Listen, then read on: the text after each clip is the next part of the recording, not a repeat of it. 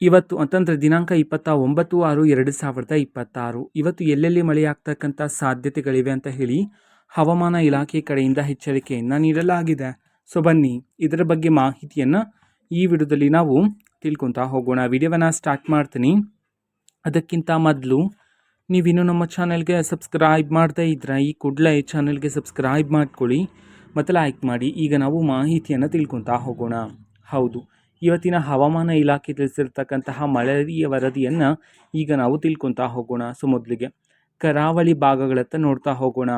ಕರಾವಳಿ ಭಾಗಗಳಾದ ದಕ್ಷಿಣ ಕನ್ನಡ, ಉಡುಪಿ ಮತ್ತು ಉತ್ತರ ಕನ್ನಡ ಈ ಜಿಲ್ಲೆಗಳಲ್ಲಿ ಇವತ್ತು ಗುಡುಗು ಸಮೇತ ಭಾರೀ ಮಳೆಯಾಗ್ತಕ್ಕಂಥ ಸಾಧ್ಯತೆ ಇದ್ದು ಮೀನುಗಾರರಿಗೆ ಎಚ್ಚರಿಕೆಯನ್ನು ನೀಡಲಾಗಿದೆ. ನಂತರ ಮಲೆನಾಡಿನ ಭಾಗಗಳಾದ ಶಿವಮೊಗ್ಗ, ಹಾಸನ, ಚಿಕ್ಕಮಗಳೂರು, ಕೊಡಗು ಈ ಜಿಲ್ಲೆಗಳಲ್ಲಿ ಮೋಡ ಕವಿದ ವಾತಾವರಣ ಇದ್ದು ಸಂಜೆಯ ವೇಳೆಗೆ ಸಾಧಾರಣದಿಂದ ಭಾರೀ ಮಳೆಯಾಗ್ತಕ್ಕಂಥ ಸಾಧ್ಯತೆ ಇದೆ ಅಂತ ಹೇಳಿ ಹವಾಮಾನ ಇಲಾಖೆ ಕಡೆಯಿಂದ ಎಚ್ಚರಿಕೆಯನ್ನು ನೀಡಲಾಗಿದೆ.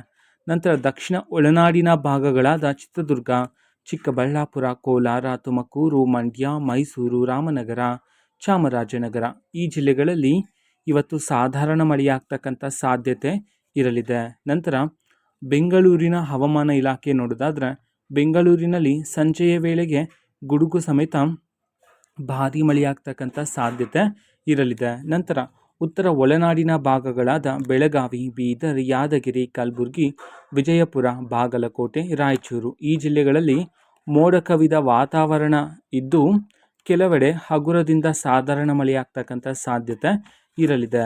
ಇದು ಈ ದಿನದ ಹವಾಮಾನ ಇಲಾಖೆ ತಿಳಿಸಿರ್ತಕ್ಕಂತಹ ಮಳೆಯ ವರದಿಯಾಗಿರುತ್ತೆ. ಇದೇ ರೀತಿ ಪ್ರತಿದಿನದ ರೈನ್ ಅಪ್ಡೇಟ್ಸ್ ಜೊತೆಗೆ ಎಲ್ಲ ತರಹದ ಗವರ್ನಮೆಂಟ್ ಅಪ್ಡೇಟ್ಗಳು ಸಹ ನಿಮಗೆ ಇದೇ ಒಂದು ಚಾನಲಲ್ಲಿ ಮಾಹಿತಿ ಆದರೆ ಸಿಗ್ತಿರುತ್ತೆ.